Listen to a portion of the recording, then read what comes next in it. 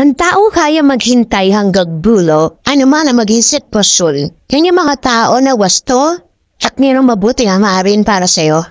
Experience yun na ba yun? Alam ko sa panahon na yun, mahirap na mahanap yan.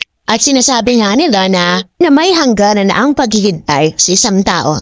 Pero kapag yung tao na yan hindi ka iniwan sa hirap at ginhawa, may label man kayo o wala, ay alam niya nasa gitna siya ng alanganin. Dahil nga puro yung pagmamahal niya para sa iyo, ipaglalaban niya yan kahit anong mangyari. Sa mundo marami tayong minahanap. Malimit tayo makatagpo ng taong nandyan kahit anong mangyari. Sinasabi nga nila na hindi na ipipilit ng pagpipit. Hindi natin pwedeng ipilit ang isang tao na hindi talaga para sa atin. Pero ipinapakita nito na ang pagmamahal, anuman ang maging sagot, at handang maghintay gaano man kahaba ang daan, sila yung mga tao maaaring hindi mo man tanggapin, pero sila yung mga taong matagal.